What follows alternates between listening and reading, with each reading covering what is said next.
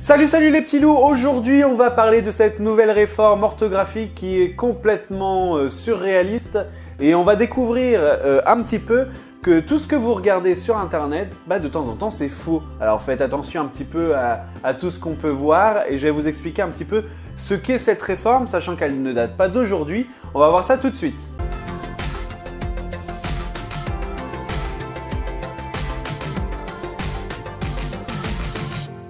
Tout d'abord, on va parler un petit peu du pourquoi du comment ça vient seulement aujourd'hui, cette polémique sur les règles orthographiques, sachant que, attention, cette réforme a quand même été initiée en 1998, elle a été votée en 2007 et elle a été applicable à partir de 2008, pour vous dire que ça date pas d'aujourd'hui.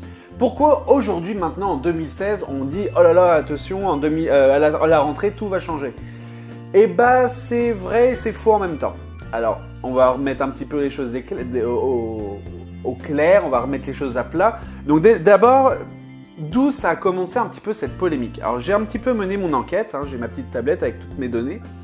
Et donc je peux vous assurer que, par exemple, tout a commencé à partir du syndicat étudiant des UNI, qui est l'Union nationale des interuniversitaires, et puis aussi de l'Observatoire des programmes scolaires, qui ont publié comme ça, du jour au lendemain, un communiqué contre notre cher ministre de l'Éducation nationale. Alors je cite, qui se croit autorisé à bouleverser les règles de l'orthographe et de la langue française. Sauf que, et là ce n'est pas une défense, je ne suis pas politique, je ne veux même pas rentrer dans le détail, je m'en fous en fait de la politique. Surtout sur YouTube. Mais ce que je veux vous signaler, c'est que quand même que le ministère de l'Éducation nationale n'était même pas au courant de cette réforme. Parce qu'ils n'ont rien annoncé, ils n'ont rien changé en fait. Ils n'ont rien fait. Alors pourquoi justement tous ces articles et cet acharnement? Tout simplement, c'est un choix qu'ont fait les éditeurs de manuels scolaires d'appliquer au pied de la lettre toutes les normes orthographiques qui ont été votées. Donc du coup, ce changement qui était facultatif avant va devenir entre guillemets plus obligatoire parce que tous les manuels scolaires vont appliquer ces normes orthographiques. Mais attention, on voit beaucoup que l'accent circonflexe va disparaître, qu'il y a des mots un petit peu qui viennent de n'importe où qui vont changer. Et il y a des choses qui sont fausses. Alors j'ai essayé de vous remettre le plus clair possible.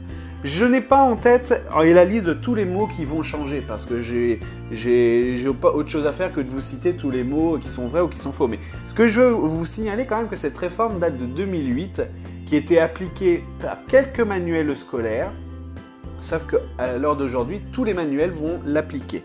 Sauf que il va y avoir quelques changements, comme par exemple les accents circonflexes, qui est le plus grand sujet que j'ai pu voir dans les réseaux sociaux.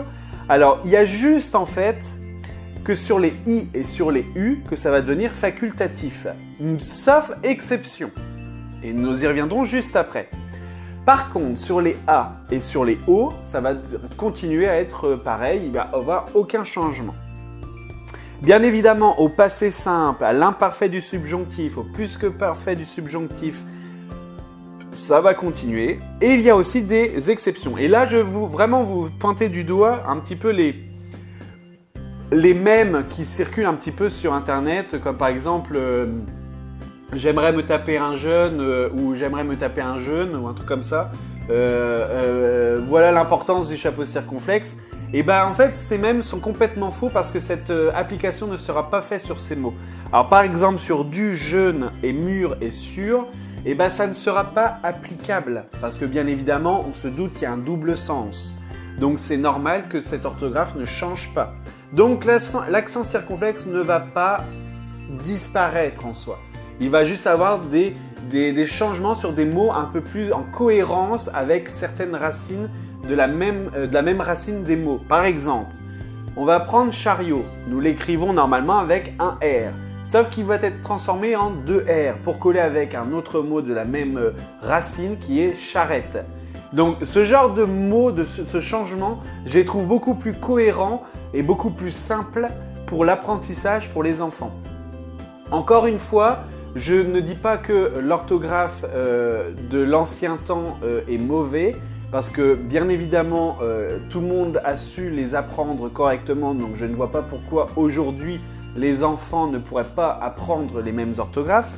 Sauf que nous sommes dans une génération où on essaye de simplifier au maximum les choses. Alors à croire que nous sommes en train d'instruire des débiles, alors que pas du tout, je ne pense pas. Comme je vois par exemple de temps en temps, là c'est une petite parenthèse, mais quand je vois par exemple des dessins animés d'aujourd'hui qui sont pour les bas âges, où c'est vraiment quelque chose,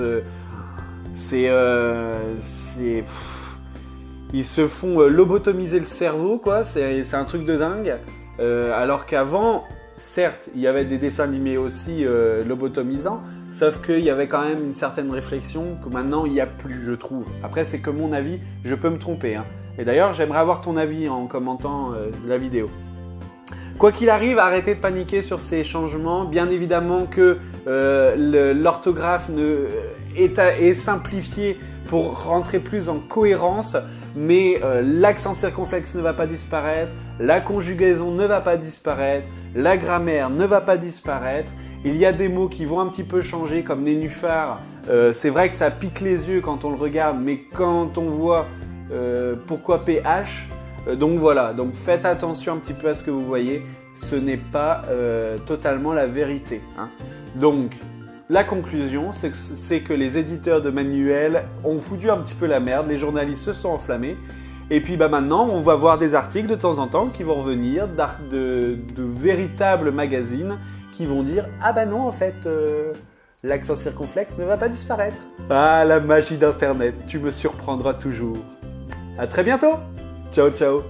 Et hop, hop, hop. Avant, excuse-moi de te brusquer, mais tu pourrais quand même un peu liker la vidéo, la partager, la commenter pour donner un petit peu ton avis. J'aimerais bien avoir ton avis quand même sur ce sujet-là. Allez, cette fois-ci, c'est un véritable ciao. À très bientôt. Ciao, ciao. Salut, salut les petits loups. Aujourd'hui, on va parler d'un film parce que je l'ai tellement surkiffé sa race que je voulais vous en parler.